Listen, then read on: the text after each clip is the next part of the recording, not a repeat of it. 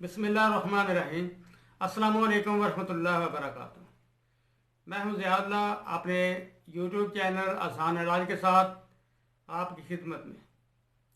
हस्ब routine आज का नुस्खा बहुत ही अहमियत का हामिल है। आप लोग जानते हैं कि निज़ाम कायनात इस तरह बनाया गया है कि हर चीज़ अपनी नस्ल को आगे बढ़ाती है। इसी तरह इंसान भी अपनी नस्ल को आगे बढ़ाता है। इसी तरह ये निज़ाम हस्ती कायम है।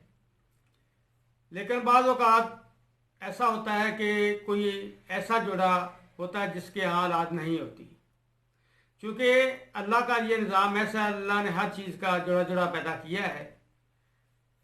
मर्द के स्पर्म जब औरत के बैदा से मिलते हैं तो फर्टिलाइजेशन का अमल होता है, तो आहिस्ता आहिस्ता वो बच्चे की शक्ल बन जाता है। लेकिन बाज़ औक़ात स्पर्म कमज़ोर होते हैं या कम होते हैं या डेड होते हैं, तो फिर ये निज़ाम काम नहीं करता। आज का जो नुस्खा है वो इसी सिलसिले में है कि जिन लोगों के स्पर्म कम हैं वो इसे इस्तेमाल करें। इंशाअल्लाह इससे वो स्पर्म जो है ज़्यादा मकदार में पैदा होंगे, क्योंकि 80% तक होने लाजमी है। कम से कम 2 माह इसे ज़रूर इस्तेमाल करें।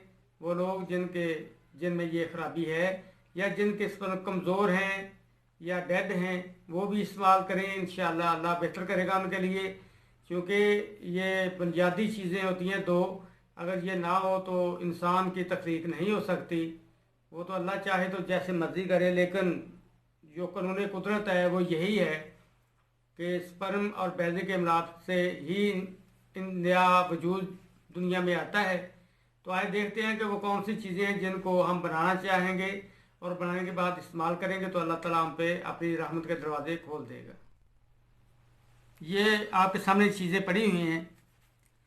मैं आपको इनके औज़ान वगैरह और इनके नाम बता देता हूँ। ये है अश्वगंध। ये आप ले लें 20 ग्राम अगर लेंगे तो ये मूसली सफ़ेद है, इंडिया की आपने लेनी है, अच्छी क्वालिटी की ले लें।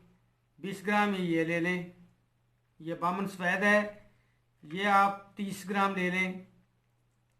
ये सतावर है, ये भी आप 30 ग्राम ले लें। ये सालब मिस्री है, ये 20 ग्राम ले लें आप। ये 6 चीज़ें होगी मुकम्मल।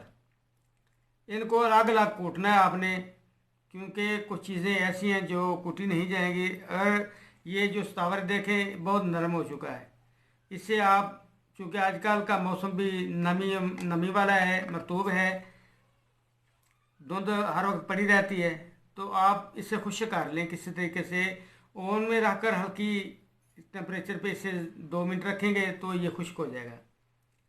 जब ये खुश्क हो जाए इसे अलग कूट लें, वगरना ये ना हो कि ये कूटते कूटते ये भी इसमें शामिल हो और ये कूटना बहुत मुश्किल हो जाएगा। इसको भी अलग से कूट लें, इसको भी, तमाम चीज़ों को अलग अलग कूट लें और सूप बना लें। अगर तो ऐसा आदमी जिससे शुगर नहीं है वो इसमें कुजा मिश्री 50 ग्राम मिला ले। अगर शुगर या कोई ऐसी चीज़ मसला है तो फिर इसमें आप ये कुजा मिश्री बिल्कुल शामिल ना करें, वैसे ही रहने दें। अगर कुजा मिश्री शामिल की हुई है तो 5 ग्राम सुबह 12 बजे और शाम को 3 टाइम देना है आपने।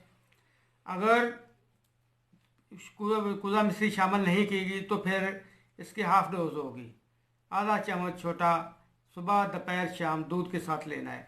लेकिन एक बात याद रखें कि इसके साथ मैदे के लिए कोई लाजमी चूरन वगैरह अच्छी सी कोई चीज़ खा लें।